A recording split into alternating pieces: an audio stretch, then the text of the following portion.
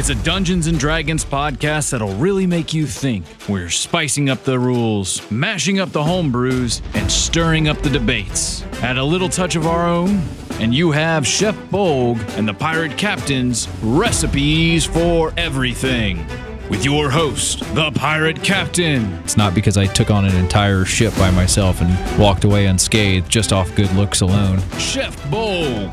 I have in my rules for the original AG, don't be a dick. And Loke the Bard. Lock the Bard bans all bards from his campaign. That wouldn't go over very well. And without further ado, here are your hosts. Well, that's right. We're back at it again for another fun-filled adventures. Yay. Aye. You hear the mighty mating call of me bestest buddy Bolgg, and if he ever feels like joining us, Loke the Bard. Look, the Bard is always here. I mean, Is I was that my looking mating for call? Locke the Bard, who banned all bards from his campaign. Apparently that didn't go over very well. No. Aye. Either This- did mispronouncing my name. I mean, this is Chef Bolgg and the Pirate Captain's Recipes for Everything, featuring Loke the Bard. This is a D&D podcast where we actually don't play the game. We actually sit out here and debate the rules, the topics of today, and everything with you guys. I am the titular Pirate Captain. As always, with me, bestest buddy Bolgg. Say hello, Bolgg. Hello, Bolgg. And, of course, we had Loke. Damn. No comment. Damn bards. Oh, just go ahead and get all this stuff out of the way. We've got the YouTube channel up and going. We're a little bit behind. That's on my fault. I've got some stuff that I'm trying to get fixed for the YouTube channel. We have a few videos. Bolgg's doing his own thing. I'll let you tell them about that here in a second. But you can always go and listen to previous episodes or even the new episodes. If you're listening to us right there on YouTube, you'll see all the new episodes as soon as I can get them up there. I do my best to make sure that they're on a timely fashion. I'm a little bit behind because of that. But if you also want to see some weekly content, Bolgg, tell them what you got. Well, it's bi-weekly, but and that's every 2 weeks, not twice a week. Bi-weekly is a weird word. I mean, if you think about it, though, weekly content and bi-weekly, we want to argue semantics. Yeah. Well, every 2 Wednesdays, or every other Wednesday, I should say, I'm planning to put out a Bolgg Plays video with, me playing video games and, using the Bolgg voice and being Bolgg and having a lot of fun doing that. So far, we've got out a Rocket League episode, a World of Warships episode, and an Elden Ring episode. And you can look forward to maybe Hitman in the future, maybe a little Neverwinter, some D&D content in there as well. And I'm just having a lot of fun doing that. Yeah, it seems like a lot of fun. I've watched a couple of them. That's where And if you check out, like, the Elden Ring one even shows you how to create an orc on Elden Ring. that was Which actually is pretty not cool. a default. Yeah, it's not. And the only thing that's missing is a tusk, which is just a shame. Oh. And as we also have the YouTube, we have the email, bolgandpc@gmail.com. If you have any gripes, bitches, complaints, stories you want to share with us, things you want to ask, debates that you want to have with me, you can go ahead and always email me out. And we're working on the website. It's getting up there. We actually have a development team, and by team, we kidnapped some dude, and now we are forcing him to work on our website, and he's actually doing a pretty good job on it. So, Hooray for Stockholm Syndrome. You can always check us out on Facebook, too. We have the Chef Bolgg and Pirate Captain's Facebook page. You can find the newest episodes, but I do have bad news about the Facebook page. As of June 1st, you will not be able to find the newest podcast episodes on the Facebook page. You'll be able to find up until the most current episode up until June 1st, but there will be no new episodes posted to the Facebook page. So if you're listening through us through Facebook, make sure you go to Anchor, Spotify, Amazon. Amazon's our big one. Amazon invited us to be on their platform, so we are now a part of the Jeff Bezos army. Yeah. So with the Facebook, did we get any reason why they're taking that off? What the zuck is that about? I don't know what the zuck that is all about. I got the email the other day or a couple weeks ago, and it said, "Hey, we are no longer going to be doing that." It's probably like a server thing. So, Yeah. Oh, But we'll It's a still shame. put up notices that our new episodes are out and links to where you can find them, but you just won't be able to actually directly watch them on Facebook. yeah, which I actually liked. I thought that was a cool feature. Yeah, it was convenient. Oh, so we have more future episodes coming out. We got a lot coming down the line. We are working about having a guy who crafts play sets for his players. They were really cool. We met him at the Largo PlayCon. We were there a couple weeks ago. Didn't talk anything about it. It was a good time there, and we met this guy. The stuff that he's created, you're going to be able to see when we have him here. We're going to post his stuff to Facebook, and you'll be able to see it right there. That's going to be awesome. I mentioned Amazon, and sad news for today's episode, the Wikidot is down. I was pretty upset. That's my go-to website when I refer to anything. Apparently, they've been hit with a cyber attack. If you go to DnD Wikidot, if you search it up, you'll pull it up. They've got a link to their Twitter feed. They're working on getting it back up, but as the time of recording this, it is down. Yeah. We salute you, Wikidot. We salute you. It's unfortunate. It's majorly unfortunate. Yeah, because it is a good resource, especially if you don't own the books, which for us is not that big of a deal, but for some newer players who are strapped for cash, that's a real downer. It's also quick reference. It's easy. A lot of times it's easier to just search the digital library than it is to go find something in a book. So because it's right there. It's not you're not gonna have to go. Well, was it in the PHB? Was it in the XGE? Was it in Tasha's? Where was it? Was it in one of the new books we'll discuss coming here in the order of segment? Yeah, you've got some hors d'oeuvres. I do have some hors d'oeuvres. Oh, let us see what the mighty Bolgg has cooked up for us today. Just a little bit of appetizers, some hors d'oeuvres. We've gone through this, buddy. We actually sat down in a school setting and said, all right, hors d'oeuvres. You even pronounced it right that one time. I'm not even sure if that was just a fluke or if you just got distracted. Well, then you wrote it on the board, and that threw me off. I can't read. You got me there. So, yeah, first up in the hors d'oeuvres is that Magic the Gathering, also owned by Wizards of the Coast and Hasbro, is releasing a new Dungeons & Dragons set. I recently got back into Magic, started playing with the Adventures in Forgotten Realms Magic sets. And their new one is actually focused more on the Commander sets, which is, you have your standard card that, is your Commander and all that kind of stuff. But it's called Commander Legends Baldur's Gate, Battle for Baldur's Gate. And you have cards like Minsk and Boo in there, Fireball, Lightning Bolt. It all looks, really awesome. I thought that was really cool that, Magic and that of all their synergy stuff, their Forgotten Realms cards were some of my favorites. Yeah. Them crossing their stuff into the D&D manuals weren't as successful, but bringing the D&D into the Magic cards, I really liked. Yeah, and the art on there's some nice throwback art. There's, full card art. It's really cool. If you're into Magic, I would suggest checking that out when that becomes available. Another thing is that Mordenkainen's Monsters of Multiverse came out. I've yet to buy it, but it is in my Amazon cart. So it is there to be, purchased. Because it compiles so much of what we already have in the other books as just an easy reference. But there's also a bunch of new races, classes, monsters, obviously, which, rule changes. Yeah, rule changes, which we've discussed on this show, the changes specifically to the orc, but they're making changes to a lot of the races out there. Yeah, and one of the final item is a big one. But D&D Beyond was purchased by Wizards of the Coast, which is something I believe we mentioned before. But the news from that, which is in the terms and conditions, is that whenever you make a homebrew item for D&D Beyond, that item now belongs to Wizards of the Coast as their item. You no longer have ownership over it. It's no longer your intellectual property. It is owned by Wizards of the Coast, which is... It's kind of shiesty. Yeah, a little skeezy. We talked to the funny thing is before we talked about them buying out a couple weeks ago, or was it last week that we had talked about that?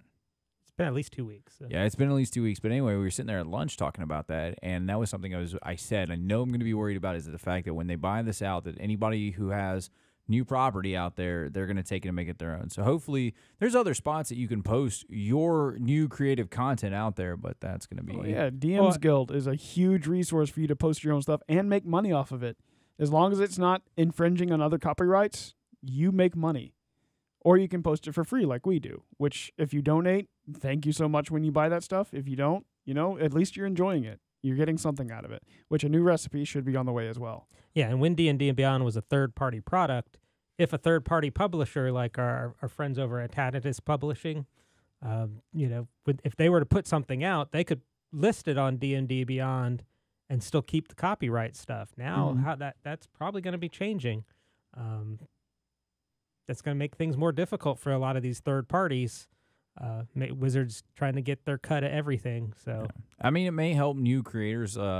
This may be where they start getting new creators from, is like offering the spots. But I think it's just going to be one of those things. It's going to be more bad than good. Like, I don't want to really call out Wizards.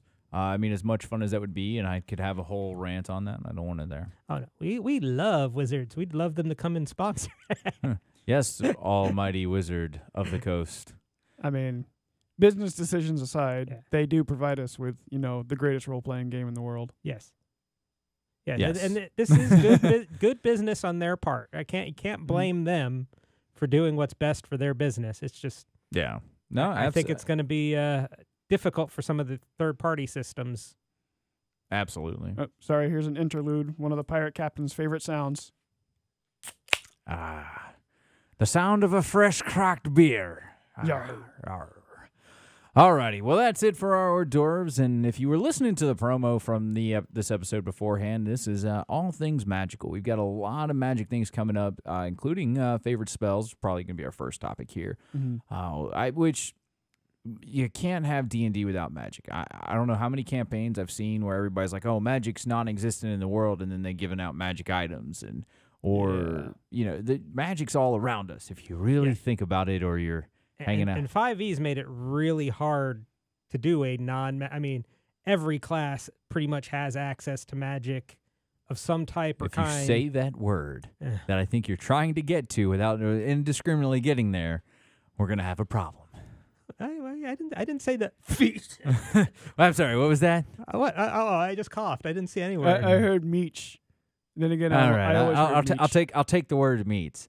But you're right. With the classes that are out there, that everything can get. But even if you're, the fighter has the Eldritch Knight, the rogue has the arcane tricksters, and every class now has that. The sorcerer has a don't play. Actually, sorry, no. The bard has a don't play because everybody else can do it better.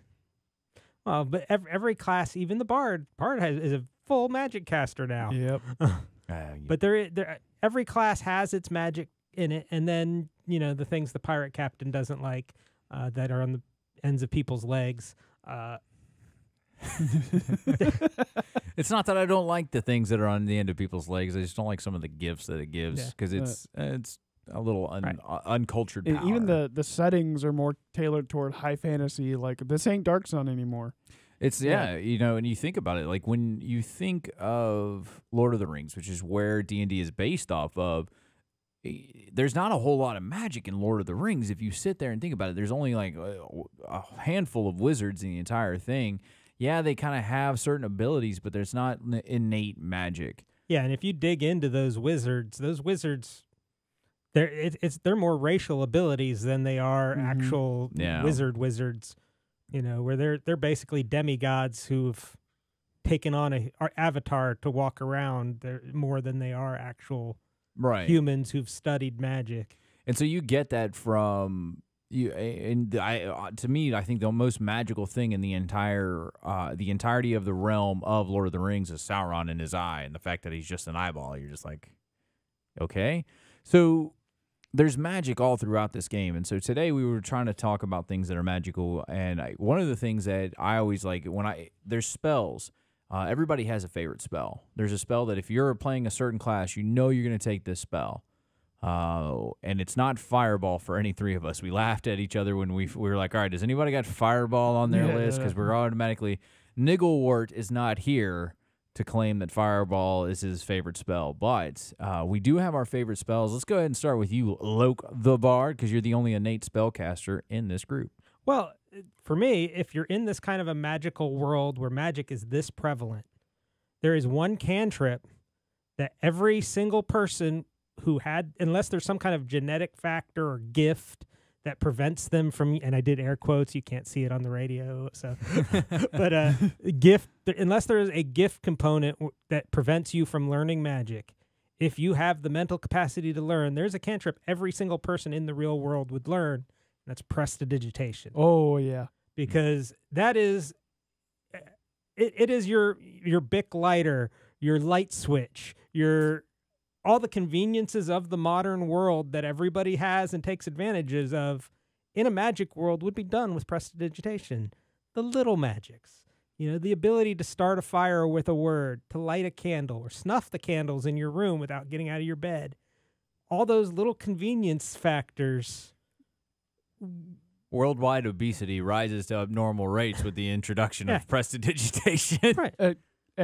But then water usage drops because of prestidigitation. Yeah, you clean your clothes with prestidigitation. You can chill your beer.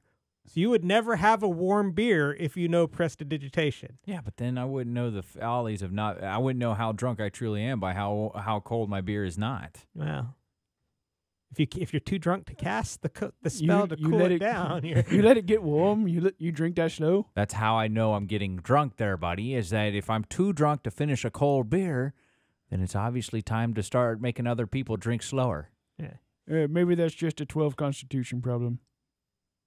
Yeah, it's real world problems, aren't it? No, I think it's a poppin' little spell. Like more cantrips. Like people overlook the use of cantrips because there's a lot of power behind even like first level spells. That you overlook some of the minor uses, but I think that also depends upon the campaign setting. Yeah. If you have a campaign that's more combat focused, you're not looking to keep those minor spells. Even combat focused. If your party all has dark vision, the ability to snuff the candles up to a campfire size. You can snuff torches, campfire, and just plunge everything into darkness without a darkness spell using just a cantrip. Don't even say it. Is it one item at a time, though, with prestidigitation, or can I do the entire room? It would be one item at a time. But you can do that every 6 seconds. So, and this is maybe like an off-topic, or maybe like an off-topic question or a topic thing, but like with minor like damage cantrips, they get more damage as you level. Mm-hmm. Do you think that maybe like depending upon the level, you could probably do like more items at a single time? I would say that's fair. Yeah. I would say it would be a bigger and bigger area. At the trade-off for that is at first caster level. I would say that all you can snuff out is a candle. What it says, yeah. Yeah, and then you can go bigger and bigger and bigger, and eventually at the end, where you're at 20th level, you can snuff out a room full of fire. Or maybe like a small forest fire or something. Yeah. And you can maintain up to 3 effects for up to an hour. Mm-hmm. Right. So, if you're overlapping, a loud noise, a flash of light, you just have a strobe light with, noises going on just to distract somebody from something going on. Yeah. Or a group of bards using it to, create a rave. Yeah. Well, you guys do this to me all the time. Oh. Well, I mean, even like cantrips and first level spells in our world would be overpowered. Yeah. You could easily take on, at least a militia with some of those spells. And that's one thing with the current version, like prestidigitation, thermagy, and druidcraft are basically all the same spell. They're just tweaked to fit the classes that are supposed to use them. Right. But in the older editions, it was more of a general, because if you look at the wording of it, it says these are the minor magics that they practice, to learn the more powerful magics. And then the things you can do with it are hard things you can do with it now. In older editions, those were examples of things. Anything that basically was a small spell that didn't have a damaging effect used to fall under these categories, to where, you could make up your own thing that prestidigitation, I need to, produce a fart smell. Well, that's one of the things it can do. There's a reason that Bolgg could never have that spell, because it'd just be one long string of dad jokes with farts. Yeah. So you're not wrong. It is probably one of the most flexible, most wide uses spells. The only thing it does not do is direct damage. Yeah. Mm-hmm.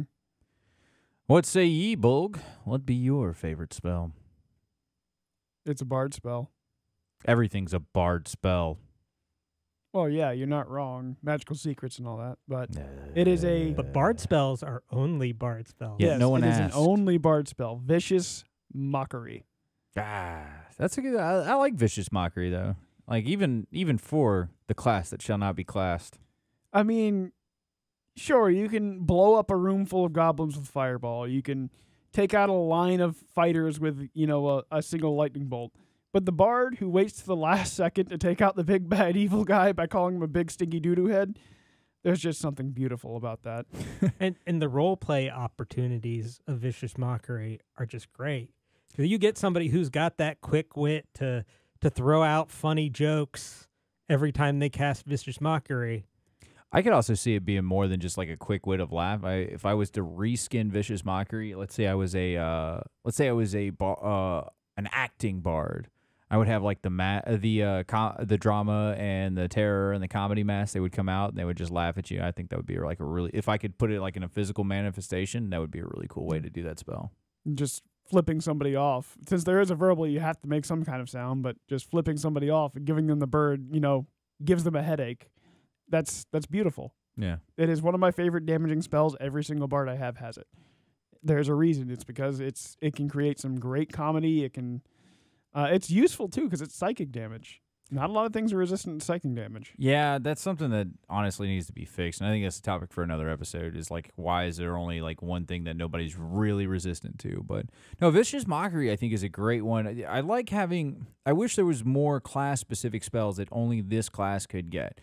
Vicious Mockery for the Bards and Eldritch Blast for the Warlocks are two great examples of, hey, look, this is what I do that makes me stand out. And then you get the evocations, which, improve the Eldritch Blast. And you could do the same thing for the spell-only cantrip that, like, say, a wizard could only get or something like that. Yeah, I'm trying to remember what classes in 2nd edition got Prestidigitation. If it was only the wizard, only the magic caster. It would seem so. I would think that it'd be only the wizard that could get them. It's been a long time. It was a full first level spell in 2nd edition. Yeah. Waste a whole spell slot just Yeah, to all right, fire out. You had to waste a spell slot to do it, but it was much more flexible too. Like I say, anything that was not defined by another spell basically fell under that spell. I could see the conversation in the story going, hey, whose turn is it to put out the fire? I believe it's the wizard's turn. It was my turn last night. Just do the thing, wizard. Do the thing. All right, I'm wasting a spell slot. You guys are going to hate this when I can't cast, like, Healing Word or something. And just put out the damn fire already. But I like Prestidigitation, really good spell. I also think Vicious Mockery, a good spell. But I think I've got the spell to beat all spells. Mm-hmm. Can you guys guess what it is? Bane. No. Close, though. Bless. Close. Anti-Bane. Nah. Those are the ones you use the most. Those are the ones Yeah. I use the most because I believe in the support character. I think that absolutely having a character that what do they do in life? They are there to support the team. They don't do direct damage. They do they buff and debuff enemies around them. Multiple characters with it too can ruin an attacking group. Oh yeah, because it stacks. Nothing in there says that it doesn't stack. No. Mine is the most powerful. Mine is the most powerful spell in the world because it'll get you some really cool things, and it's called Suggestion. Yeah, that's right, Suggestion, because you don't know you're being charmed because it's not a true charm. You just suggest somebody does something for you. So if you're at let's throw out a random scenario where you're out looking for a shop, and you see that the shop has let's call it a +3 buckler for some reason. That just, any item off the list. Gonna throw that out this there. This is so random just off the top of his head. Off the top of my head, and you walk in there and you're like, I like that buckler. How much is it? It's 10,000 gold. I was like, oh, that's a mighty steep price. Do you mind if I borrow it? I'll bring it back to you. And you cast Suggestion, and the guy goes, you know what? You can borrow it. And he hands you that +3 buckler, and you walk off, and you probably, hopefully, returned it at some point. I don't know if I ever did. No. Nope. Did I die, or did No, I? you guys traveled through time, so. Oh yeah, I couldn't bring it back then. So you know what? That guy. Sorry to the NPC that was. Suggestion, the world's most powerful spell, because if they do not make the save and you're... Oh, That's man, also why a bard. lot of DMs don't sell magic items at shops. Mhm. Magic items are found, not bought. Was it that they don't sell magic items at shops because of that? Yes, yeah. Because for of that exactly one that reason. Because suggestion, charm person, hold person, all of those exist. Well, Yeah. see, the thing is suggestion doesn't leave you under the effects that you were charmed. That's the thing about suggestion versus the other ones, because the spell effect doesn't end. And I don't have the wiki dot to pull it up, but it's let's see if I can't find it real quick. Oh, because I know. Wait, one of you's got the. I know you got the app or something like that. Yeah, I have the app open. I mean the thing is you could still charm somebody to get that item and get out of town before that charm spell's effect wears off. Yeah, but they're always gonna remember that you. Yeah, suggestions, the second level spell. You suggest a course of activity limited to a sentence or two and magically influence a creature you can see within range that can hear you and understand you. That creatures that can't be charmed are immune to this effect. Suggestion must be worded in such a manner as to make the course of action sound reasonable. Asking the creature to stab itself, throw itself on a spear, or emulate itself, or do other obviously harmful effects ends this spell. The target must make a wisdom savings throw. On a failed save, it pursues the course of action as described to the best of its ability. The suggestion course of action can continue for the entire duration, which is up to 8 hours. If the suggestion activity can be completed in a shorter time, the spell ends once the subject finishes doing what you asked. You can leave it right there, because all it does is go into an example and stuff like that. If your companions... Oh, but here is a big part. If you or any of your companions damage the target, the spell ends. Yeah. So you just got to kind of hope that they're not going to go out there and stub their toe and take 1 point of damage, which is if you're a shopkeep, that's kind of your way around it. Actually, that wouldn't be you or your companions damaging it. I think if you take... Doesn't it say that if you take damage, though? Yeah, if any of your companions damaged. Okay, so no, he could literally beat himself up. So you can't tell them to walk off a cliff, but if you tell them to keep walking in a straight line for the next 8 hours, and there just happens to be a cliff in that straight line, you didn't tell him to walk off the cliff. But the reasonable part would kick in and end the spell when he gets to the edge of the cliff. So he would walk all the way to the edge. Now, suggestion mixed with hallucinatory terrain. He would walk right off. Yeah. Yes. Cool. So now we have a way to murder kings. Well, like and even the charm person. If the you have workaround is that all of your shopkeepers are now elves. Yeah. If they're immune to charm, it's not a charm though. But it's if they are immune, where it doesn't say anything about creatures them. that can't be charmed are immune to this effect. Yep, it does say it right there. Okay. Yeah, you got me on that one. It's like the polymorphic druid. Yeah. Which you guys have no idea how happy I was to win that one. Like that one made me feel so happy. And I didn't. And Loke was like, "Oh, well, you prepared for that." I was like, "No, I didn't. I thought about that one while we were sitting there at lunch." Yeah, but you came in with a Thompson. We had Nerf guns. Well, you know what? Get on my level, punk. I host a D&D podcast for a reason. We don't use the polymorph spell very often. It's not one of our favorite spells on our favorite spell list. Clearly. If it was a question about prestidigitation, I would have had you all over the place. I don't know.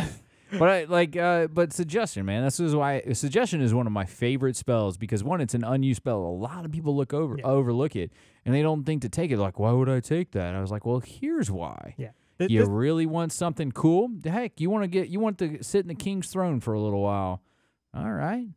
Because, I mean, kings are usually influenced. How often is it the actual king's doing the actual bad guy, and it's not the guy next to him calling the shots? So they're easily suggestible. Yeah, suggestion was actually on my short list of, had somebody else already said prestidigitation, I would have used a backup spell, and that is on the short list. So prestidigitation was on my short list. Suggestion was not, but now I think How did suggestion not make it on your list, Mister? I picked the first thing that comes to a bard's mind. Because I find charm persons better suited to long-term goals. The problem with 5e charm person is it has the language in the words as written that immediately at the end of the duration they are aware they've been charmed, and basically, yeah, they're hostile to you at that point. Yeah. Yeah, but I also carry on a disguise kit. Yeah. Not everybody does, and if they remember but- your friends are there, they're gonna know to find your friends, and then they find you. Yeah. The suggestion is just a better spell, and it'll break games because you know what? Can I borrow that +3 buckler for that random scenario? Even the charm though, like it does not, like the current wording for charm person in 5e, doesn't force them to act the way you want them. They're just friendly to you. They're just friendly to you. So I mean, theoretically. Well, also that's a suggestion. Can the scenario you presented is a very chaotic, neutral use of that. I'm a pirate. Maybe even evil. But if you go with, if you don't intend to return No. it, you're pushing the evil spectrum. I mean, Right. yeah, But Even within that same scenario, I never said when with I was going to charm return it. person, the vendor could be like, no, I love you, buddy, you're my friend and all, but I'm not going to give you the shield. Yeah, suggestion says He will hand you the shield. but he might reduce the price for Now, it. once No. he's handed you the shield as you're walking out the door, the spell ends because he's completed the action. He could go, oh, wait a minute, that's dumb of me. I need some kind of collateral, and could stop you then. Yeah, that's why you got to add that time limit thing Yeah. on it. That's why you got to go, hey, I just need to borrow this for a little while, and I just need you to let me bring it back Right. to you. But you would have to put a specific for it not to be the end, because as soon as he loans it to you, he's taken the action you've required, so that would end the effect of the spell, and then he could ask for it back. Yeah, that's why suggestion is the better spell, and you can't. Well, for that specific scenario. No. Suggestion is the better all spell. It's okay. You have lost this one. Yeah. Well, he's not going to attack his friend with suggestion. No, but I mean, if you're trying to attack somebody with a friend, I'm not going to use a spell to go ahead and have somebody attack their own friend. I'm just going to murder them both right there. Like, why? Well, see, that's where the charm person, the guy becomes friends with both of you, and then he might not attack you at all for an hour, whereas suggestion, you can get them to put down his sword, so you might be out of the fight for one round. So here's the thing, though, but suggestion says it will do some other obviously harmful thing. And when it talks about doing harmful stuff, it talks about doing it to yourself, not to others. Right. So I could technically suggest somebody, go, man, that guy looks like he really wants to hurt you. You should probably keep him away from you. And he goes up there and he pushes him and stuff like that, and he just keeps doing it until, Yeah, before combat begins, you might be able to get away with something like that, because it's got to sound reasonable. Yeah. So I think suggestion is just a better all spell. And that's also where, the DM can also, I'm a nice DM, I let you get away with borrowing the shield. You didn't let me get away. You just didn't know it was coming. Yeah, well, no, because as a DM, the DM could always say, that's not reasonable to a greedy shopkeeper under any circumstances, Yeah, but and not make it work. I was 20. I was 20 pretty. I Yeah. had high charisma. Yeah, and So- that's because I'm a good DM, and I let you get away with it because I I thought it was fun and it worked.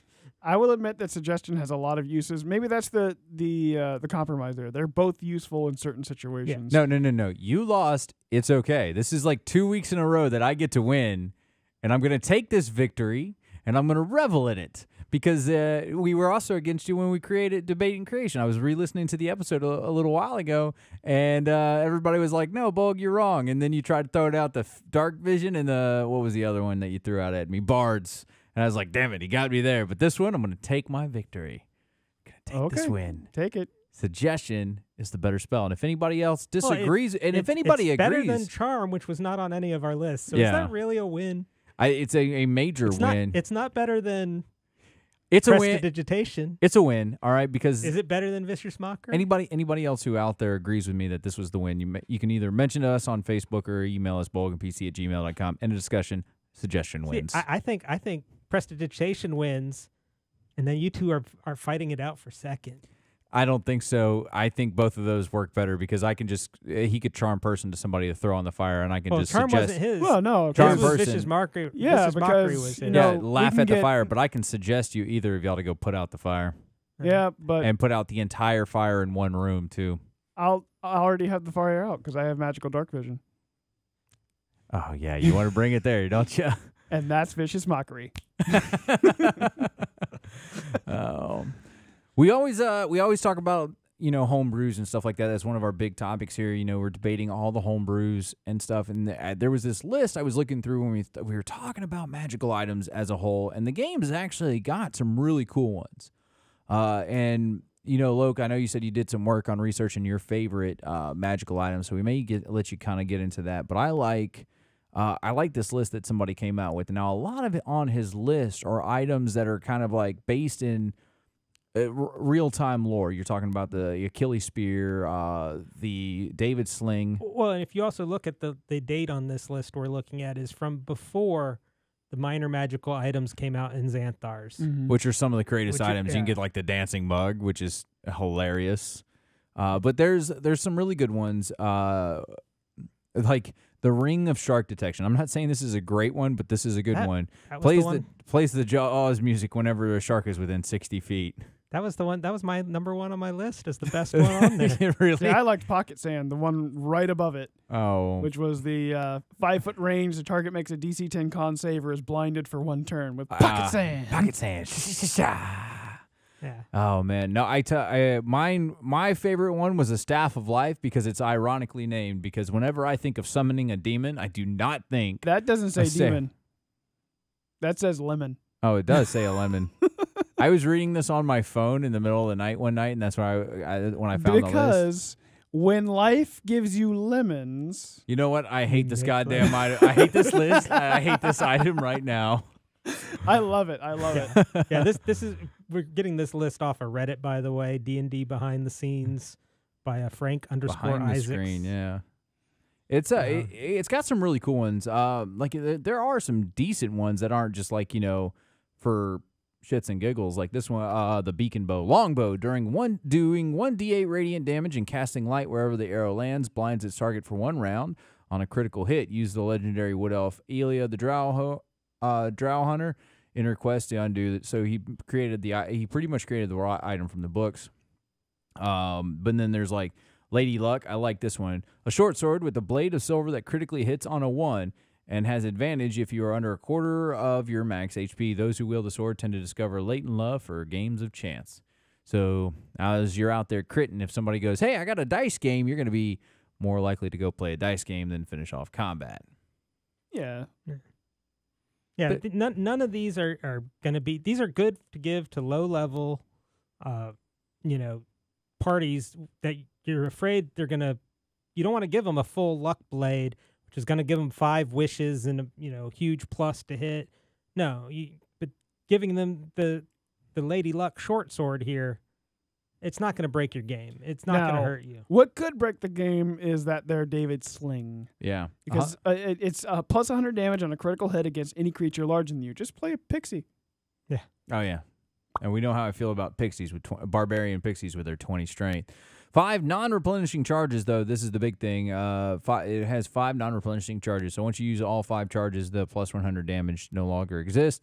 Alternatively, a reusable version might do plus 20 damage on a critical hit, 20 times the damage of the plus 1 swing, 1/20th of the time. So at least he kind of like made that one to where it wasn't infinitely strong. Like he balanced these out. He really did do a pretty good job of like making sure that all of these were pretty decent. Belt of the Last Man. Gain 1+ AC for each party member with 30 feet that is unconscious, with the effect ending if they die or wake up. I like that one. That one is like a barbarian perfect belt. Yeah, it's the anti-TPK belt too, where it keeps one party member. If you're a DM who has a bad habit of killing the entire party, you give that to somebody who's got like the healing word to bring his party back, and you might keep your party alive through some of those. Yeah, I liked the what was it? It was up further up the list. The Betrayer's Blade. A small dagger with a jagged black blade. You have advantage on any stealth sleight of hand check to hide it and get surprise round when attacking a non-hostile character.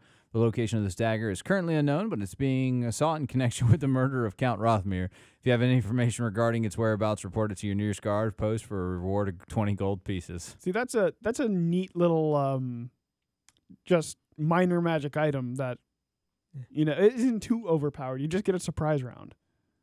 When attacking somebody who's not hostile to you already. Yeah. You get advantage to hide that specific dagger. So if you're trying to sneak a weapon in someplace, that helps. But it's not. It's a very situation-specific help, so it's not going to hurt anything. Here's one I think that's like funny worded that I think would be really cool. The Storm Gauntlet. A gauntlet of black metal. When you hit with an unarmed attack as a bonus action, you can cast Shocking Grasp, causing a pushback of 5 feet. Here's where I think this is going to be bad. If you're wearing a gauntlet, is that considered an unarmed attack? Yes. It's not a cestus. I mean, you're hitting somebody with a gauntlet. Let me go out there and punch you with a fist of metal. Yeah, but that's true for and technically, full plate mail. It has gauntlets like that. So yeah. and if you attack without your sword while wearing full plate mail, that's a gauntlet, but it's still an unarmed attack. Yeah, just about any armor you're going to have some kind of a gauntlet, even if it's a leather gauntlet. Yeah, but a leather glove is not going to hurt near as bad as if I'm punching you with a piece of black metal. It's not going to take that into account. It's going to count it as an arm. D&D rules wise.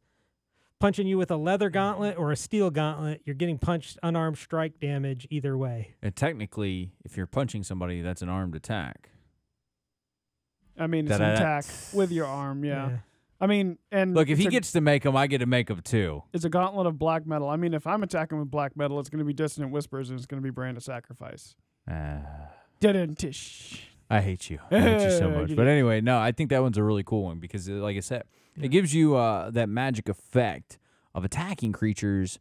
Because how many more and more creatures are actually immune to magic, and so you have classes that are just kind of like disproportionately unlucky against them. But that right there is something that you can give to a character, and kind of gives them a little bit of edge. Because Shocking Grass is a cantrip, if I remember right. Yep. So it's not going to do it. It's not like game breaking damage. Right, yeah, and that's just it. You are giving, and there are so many ways to get that cantrip now, whether, you're using the feats with the magic initiate type stuff, or, a high elf who you, as part of your racial background, you get to pick one cantrip, So there's so many of those kind of things built into the rules already. To give a magic item to somebody that just gives them the effects of a cantrip, not game breaking at all. Yeah, and then you've got like the Archmage Pierre Krillis's instant campsite. Throw down this magical pack and have a furnished 4-man tent appear with a fire pit and roaring fire and a pot of water in the boil. Can I put it out with prestidigitation? It doesn't say that it's magical, so I don't see why not. Yeah. But it's instantaneous, so one of the things about taking a long rest in a dungeon, you just throw down that pack. And wait for the goblins to come back and get you. Exactly. And wait for the campfire to create a suffocating effect because you've now got a fire in a cave. In an enclosed area. It's like running a car in a garage. You just suffocated your whole party. Hey, man, I was just trying to... I don't have anything for that one. I like this one, though. I think this is cool. Smoke bomb. A glass of vile, swirling gray mist that casts fog when broken on the ground. Smoke bomb. Yeah, and those should always have been in the... I mean, that somebody had to homebrew that. That's kind of... Yeah. He's got another list, too. Let's take a look. Or at least one that he's recommended. Morning Star of the Dawn. You can cast Searing Smite a number of times equal to the wielder's proficiency. Recharges 1d4 per dawn. That's not a bad one. So this is more of like the attack one. This is the one that's kind of got all your cooler stuff. So I think magic items are a great addition to the game. They can really help, especially like... There should be no reason that a barbarian is trying to take a feat that gives it magic. There should just be something that gives them, an item like that Morningstar we just talked about, that makes them feel like they can do something. Magic items are fun, but you have to know your players. Because like one of the things, for example, I love the magic item that is in the standard DMG, the portable hole. I would probably never give that to my players. There's just way too much problems. Yeah. Way too much easy solutions. I'll create a whole class based around making portals. Yeah. Which I have done. Yeah, that was the idea. Yeah. But it's an NPC class. I won't let the players be it. It's a similar because thing. You give it to the players and it's severely weakened. Yeah, it's severely abusable. It's a similar thing with me with the immovable rod. I love the immovable rod, but you're never going to get it in one of my games. It creates too many easy scenarios. See, and I think the immovable rod is actually less bad than the portable hole, because at least the immovable rod, you've got to leave it there for it to stay in effect. The portable hole, you open a hole through a wall, door, whatever it is, jump through it, pull the hole through itself, and you're on the other side carrying it to use it again to the next wall, door, whatever you hit. and keep going. Yeah. Whereas the immovable rod, you click the button and it stops. You're holding the bad guy down with it. He can't get up, whatever it is. But to use it again, you got to go collect it back, let him up, let that door go. Whatever it is you were holding with that immovable rod, you've got to undo to get it back and use it again. Yeah, but you get through the dungeon, you got the big bad evil guy at the end, you knock him prone, you just set the immovable rod. Yeah. Problem is solved. He will not ever get up from that position. Why do you need to collect it again? So these were our lists. We'll make sure that we try to get that. We'll try to make sure that we get those items out there so you guys can see what we were looking at. It was, like I said, really good list. Loke, you said you actually misread the assignment and you actually found your favorite of the books. And that's what I was talking about. Yeah, with the portable hole and the movable rods, those kind of things are some of my favorite ones in the real game that I would never give. The one I give the most, the one I almost give every campaign, the most common thing I give out to my players is the bag of holding. Just because we've talked about it before, I don't want to deal with encumbrance. Mm-hmm. And the bag of holding makes it like the video game where you have the storage inventory where you just throw everything in there and it magically fits and you don't have to worry about it. And it helps with the immersion because then you're not dealing with... I come up with different, homebrew versions where sometimes it's not a bag of holding. Maybe it's a box of holding. A so chest of holding. Yeah. So you have to be able to fit it. Holding. Like I gave one of Bolgg's characters a box of holding that had a set. The opening is 3 inches by 9 inches or whatever it was. So you could only put things in there that could fit through that opening. But otherwise, it held as much as you wanted, weightless, forever. And so it has anybody seen Bolgg in the bag of holding again? He's been missing for about an hour now. Yeah, you see, a 9-foot orc was not going to fit through that little tiny hole, so you don't got to worry about it. I mean, he's fitting in there more ways than you think. Now the fairy cleric healer, she may all of a sudden disappear. Oh well, there's some really cool magic items out there, but you know what magic items have that magic doesn't in this game, for the most part? What's that? Charge system. Yeah. We were talking about it at lunch. We were hinting on it that the mana system is there should be a better mana system in the game. And when you say mana system, we're talking about the spell slots. Classes are severely limited to what they could do, and it could actually even speed up gameplay if we would actually revert to a more MMO style mana system. And I just say MMO because it's the easiest to make people think, where I have X amount of mana. I can each spell level is worth this many mana, and every time you go up to the next level, you just count it. So, like, let's say level 1 spells are 5 mana, and level 2 is 8. Okay, and if I want to cast a level 1 spell to level 2 level, now it costs 8 mana. And you can you eventually build up, and you get more and more mana based off like your intellect modifier, which is I think the easiest thing because usually spells are reflected around your intelligence for the most part. But this mana system would be helpful to you as players. Well, I was thinking it might be a little game breaking because you can do a lot more 9th level spells, but say the level of the spell is actually how much it costs, right?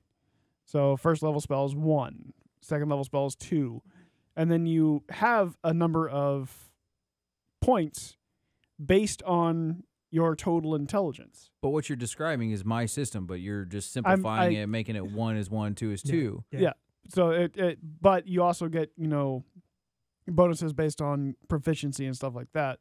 So that you can have, you can cast 2 9th level spells and then still have room for first level spells if you need them. I mean, if you're casting 2 9th level spells and the threat is not eliminated, we have a problem.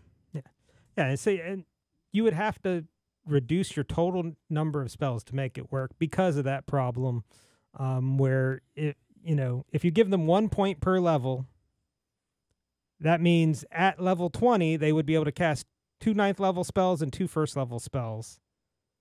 You see, that's where it's not a bad, but that's too much also, though. Yeah. But if you're doing it using that same method at level 9. They could cast Wish at level 9, which No, because they can't. I don't think you can get wish at level. Well, that not with the current system, but with the point system, that's not. You still have to. You still have to follow the level guide for the spells you can cast. Like you can't cast. You'll still need the current system to work with the mana system. And here's how I'm saying it. As you level up, you still can have. It just tells you that, hey, you can cast one spell at this one, so that means you've unlocked like 8th level spells. Yeah. Okay, so now I can cast any spell at 8th level as long as I don't deplete my mana bar. So if an 8th level spell is worth 20 mana, let's just say, and I may not even have 20 mana, because let's say you have a negative into your intelligence, and that's actually depleting your mana right now. This is actually adds into curses. We talked about this a while ago on a previous episode. You curse their intellect. Now they have less mana. They cannot cast these spells. There's more to this charge system that I think that we're not actually utilizing that would be better. So, or you could set it just where, at the lowest level you can cast a 9th level spell is level 18, whatever the number you set it to be. So you make a 9th level spell cost 18 points of mana, and then they won't be able to cast till they reach that point. Well, because so revisal. Okay, because if you get a bonus to your intel and you manage, like I don't know, there's something there with that, but I think that's there's something the whole thing with the point system is that you could the level of the spell, you will be able to get it earlier, but you have less total spells. I don't think you should have access to that kind of power. Because if you did the math, like on a regular 20th level wizard who's able to do, I don't have the chart in front of me right now, 10 first level, 2 second level. If you were to add all those up, that guy's got like 100 spell points. And no, you're not. That would be very breaking. But so I'm if not you just saying, give him 20. So I'm not saying that if you get like 120 different spells. I'm not saying that. I'm just saying as you go down the list. So at first level, it says you can cast 2 level 1 spells, and I think, no, you don't get a level 2 spell to what, level 3? Somebody correct me on that one. Level 2. Yeah, every other level. Our wiki dots down, everybody. If you got into this part, this is usually a reference. We don't have the books in front of us. We're at the recording studio doesn't have that option for us right now. Yeah. So you have every 2 levels you can cast 1 level higher. Right. So as soon as you can cast one spell in that level. Yeah. Now you have access to your level 2 spell. So if you're level 1, you cannot cast that mana or not. But then you're still just using the spell slot. But you're not, because the mana has a recharge system that I think is better than if you do rest and short rest and all this other. Because the Warlock is the only one that gets their stuff back on a short rest unless you have, I want to say, Bards give the benefit with... what's that ability that they have? Well, the wizards get their arcane recovery and. Okay, so now and they can use arcane recovery. You can tie that into the mana system. So now what you're doing is you're speeding up combat because mana can recharge. Let's say 1 point per 30 minutes within an hour. Okay, so now you're not having to take long rests and hope that you have enough to come back and cast new spells. You can also introduce mana potions. We have health potions. It's the first thing most people do when they get into a town. Let me go out and buy the entire stock of health potions. Now you have mana potions, which actually helps introduce a new economy into your game. This idea, though, you're allowed to cast the spell. You may still only be able to cast 1 level 2 spell at a time because your mana is just not there. Remember, I said base it off your intel modifier. So you get +5. It may give you, let's say the game starts out with +10 mana. Make it simple. But for every, for your you get that plus your modifier, maybe times a certain amount. Just to, something simple, like a very simple equation. So let's just say it's +5 for the time being. So plus your modifier, which is 15 now. So now I can cast, multiple level 1 spells, and I'm not burnt out, and combat's going to go a little bit quicker. And if you're trying to slow down combat, take back there's no combat regeneration. There's no mana regeneration during combat. There's ways. This system, I think, is a lot better than the spell slot system because if you rely on the spell slot system, your players are going to try and fight you for that short rest constantly. And they're going to argue about it. They're just trying to get back. And yes, you have arcane recovery, but that also requires short and long rest to recharge that. It's not until later in the game that you can do things more rampant with Magic. Well, and you could also use a system that's more like what the MMOs do, where you get, where you got your spells. Each spell has its own recovery time. Like you can cast Fireball once per combat, or what I'm down with the cooldown system on there. Like you cooldown. can't. That's the words. That's the word I'm breaking. I'm very cooldown much. system. I'm very much down for a cooldown, so you're not like spamming spells. Yeah. So would that fix the way I had set it up for the 20 plus that if you made it so that 9th level spells can only be cast once a day? Maybe not once a day, but they definitely have a cooldown. Like there's a cooldown per level of spell, so you have to wait like. You How can about cast an hour?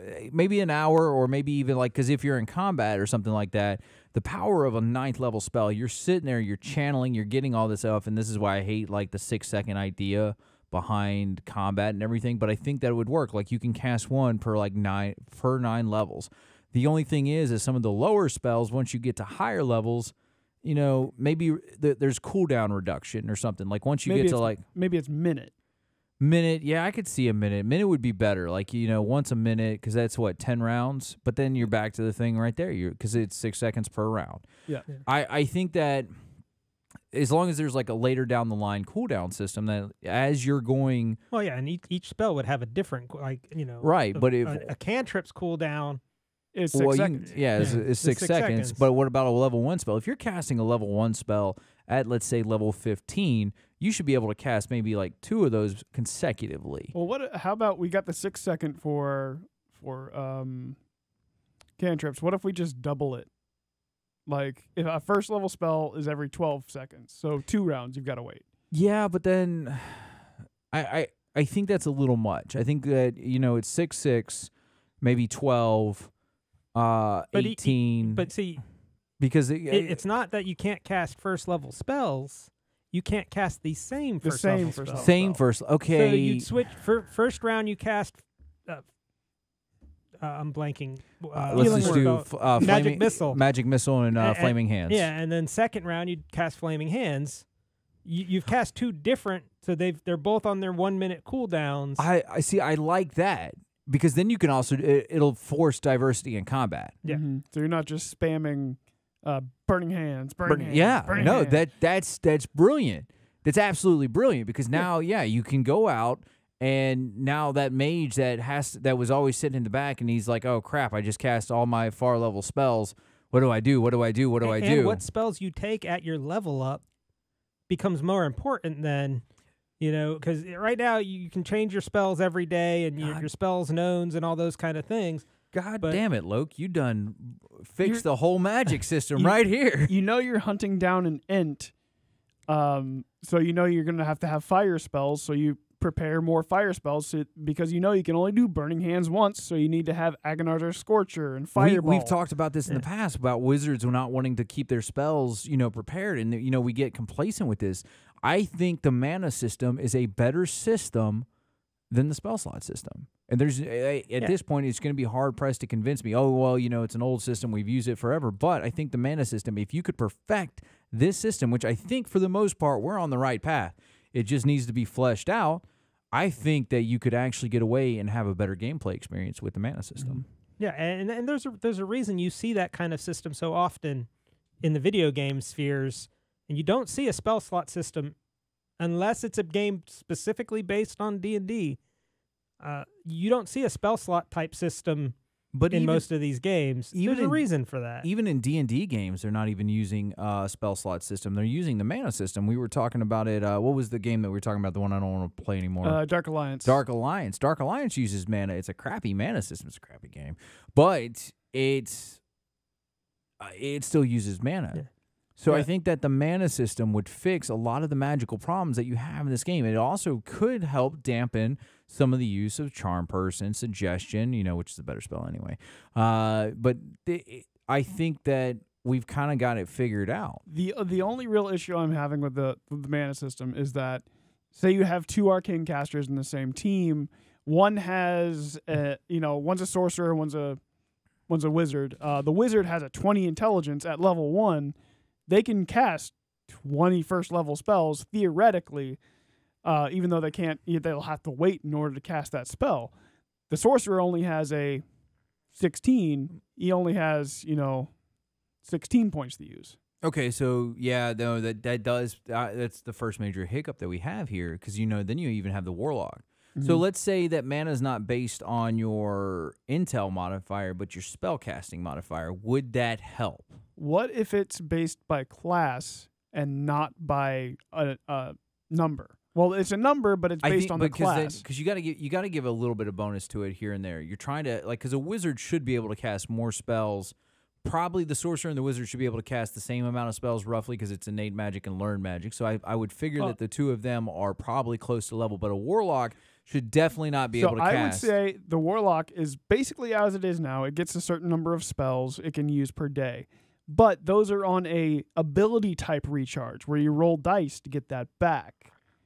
Would that be because if you got a guy that's just unlucky, or very lucky, and how are you going to do divine casters, like clerics and druids as well? That's why I'm saying I think if you go to a proficiency mod, like I said, not your proficiency modifier, maybe even add your proficiency modifier in there to increase your pull naturally over time. So if you are a dumb caster for any reason, let's say you're just a dumb wizard, you're trying to play that out as a role play, but you're going to get better over time. You're not going to be stuck.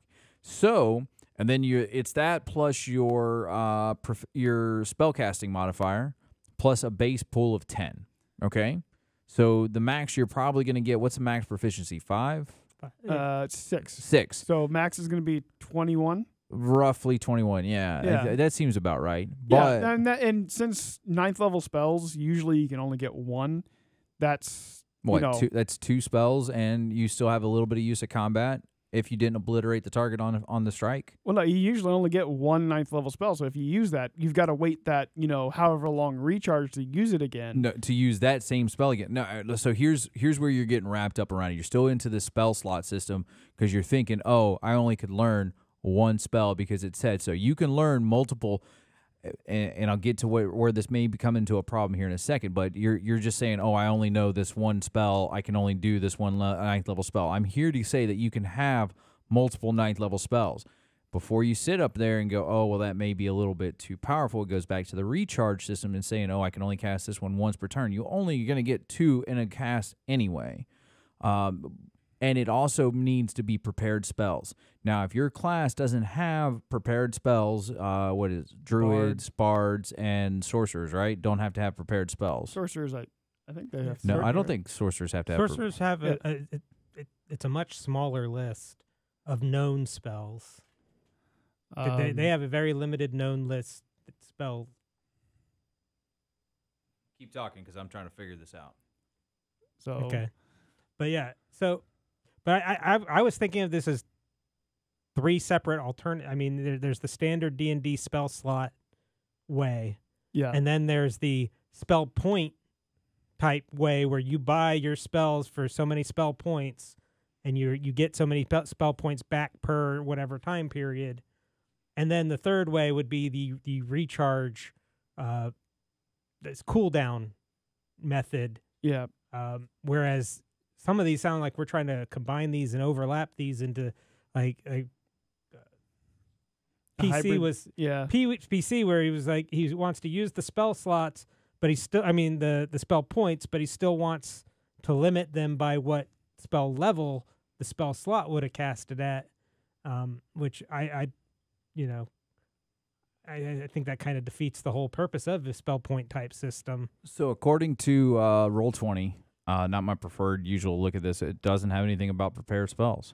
So sorcerers are on that. So look, we'll use their table because it's right here to it for the time being. So like I said, you're getting caught up in this, like your spells known. Like this, I think is the number that matters right here. So when you can learn, you can know 4 cantrips, which I would get rid of this. You can know the cantrips that you know. No, you know what? I actually going to keep that. I want the known cantrips because I want those to matter.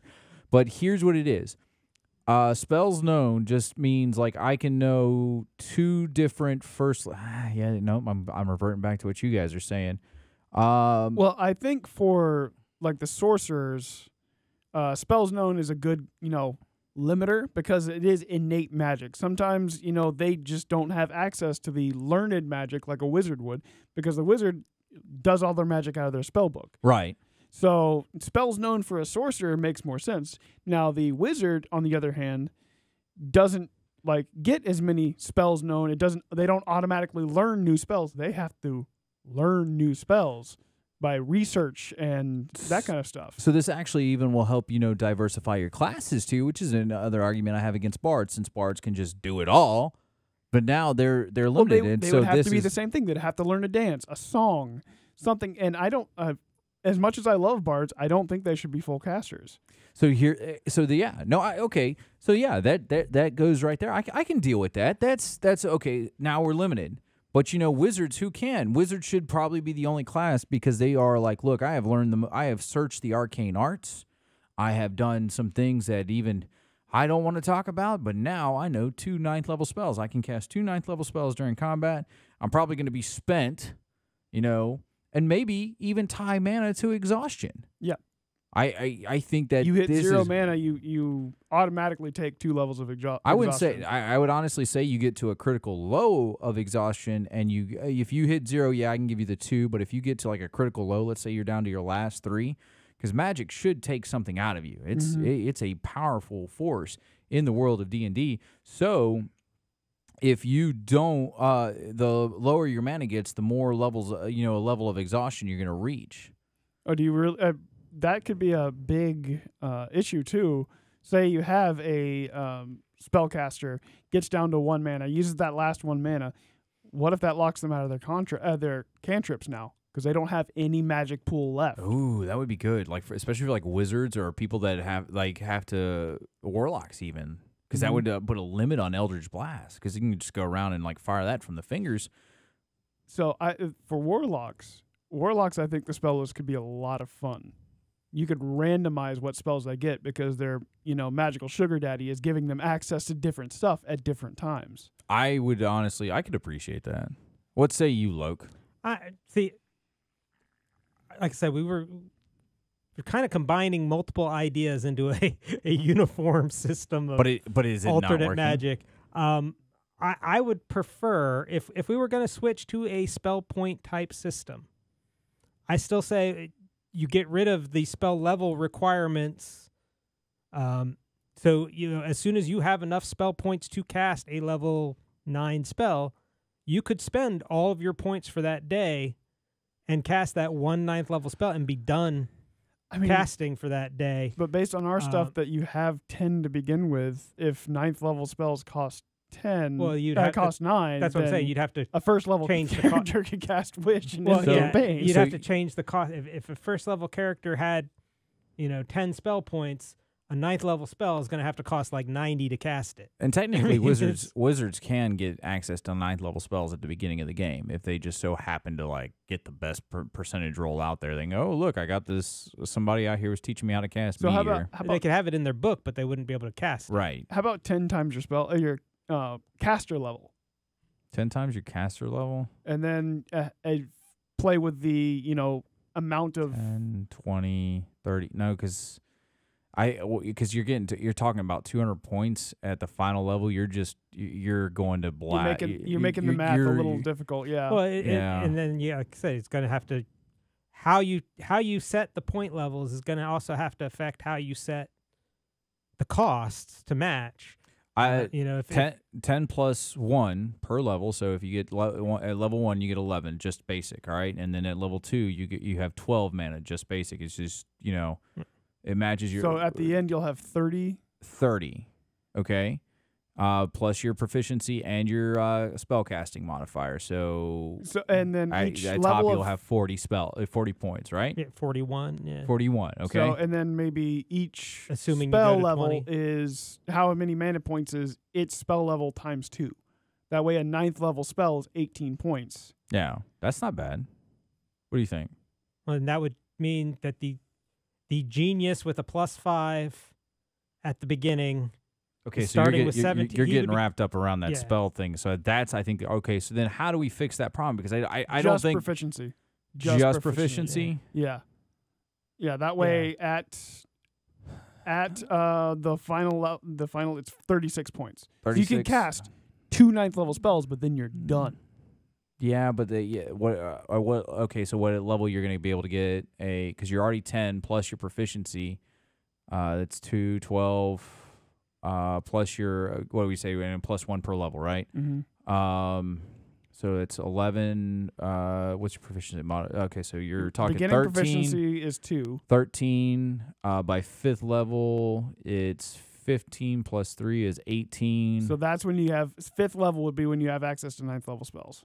That's dangerous, though. Yeah, it is. So I think that you still have to be a certain level to learn those spells, not when you can use them. I think that you can learn the spell, but its power is outside your grasp. Or you do something like, where the costs for a 9th level spell would be, 30 points, whereas a cost for a 5th level spell may only be 15. I feel though that when you where get you just scale it. I feel like though that when you get to 20th level, you should be able to at least cast 2. Maybe I don't know. I think just knowing the spells at any level, I think you should still. You have to have this. We're looking. So right now, what we're doing is we're looking at the Roll20 compendium, and it is the sorcerer table just as an example. So until you get a number in this spell slot right here, can you learn a spell of that level or right, use? But then you're still using the spell slots. It's just you're using, calculating it different. You're still using it. You're not using the spell slot because I can use it multiple times. Still, I can learn. I just can't use a spell of 2nd level until I'm level 3. Yeah, and so I can learn. If you only know the 2 spells, it's fine. The sorcerer, I think, is just a bad one because it would be a wizard. It's just the spells that I have prepared. So you can learn a new spell of a higher level every 2 levels. So, and that's when you can use it as well. Mm-hmm. All right, but you're no longer limited to I can only cast 2 2nd level spells in a day. By that time, let's say what you said it was a 2 times what per level? I think it was like 2 times casting level. 2 times the spell level. 2 times the spell level. So we've got 3rd level. That's 13 plus 15. All right, 15 magic. So 6, 12. All right, so I still get you're right. It's back at the charge system. Yeah, I see what you're saying now. I see where the math. It would require a lot of retooling, but the general consensus here is that the spell slot system has its issues. It's very archaic. It's archaic. And a newer system may be better to rebalance Magic as we know it in Dungeons and Dragons 5th edition. If you're giving stuff at every level, abilities wise, a wizard gets to pick 3 1st level spells that he can use once per turn at 1st level. Actually, I think in the DMG there is a spell points where you use the cooldown. I'm going to the cooldown method now. I like the cooldown idea. Where as part of the class says at this level you get to pick this number of spells from this list at this level that you could add into your cooldown rotation, and so you've got 3 1st level spells. Well, maybe at level 3 you get your 2nd level spell and another 1st level spell that Yeah. So you could go back and get. So you get that rotation where you're not getting your spells early because it's part of your level up in the class. But you're also not having to keep track of spell slots.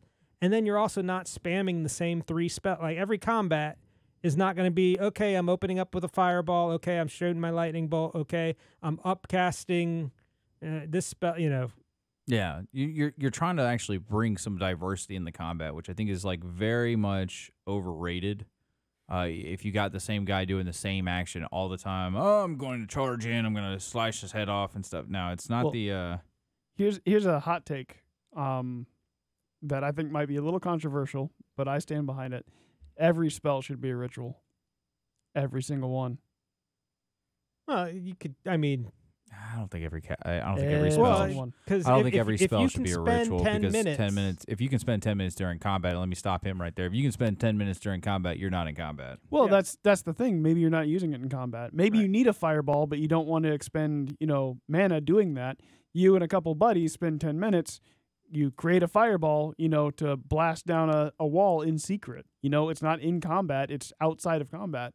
And you're not spending your spell slots so that when you burst through that wall and get into combat, you now have access to that. Well, there are if you have the Arcana skill, and you take the time to create a spell scroll of Fireball, and then the next day you could do it. So yeah, but there are things that. But the scroll system to write scrolls is kind of also like, here, it's going to take you like 4 days to do this. And you're like, Jesus Christ, man, I just wanted to like write my name on a piece of paper and say, infuse it with magic. Yeah, but what that's doing, it's also costly.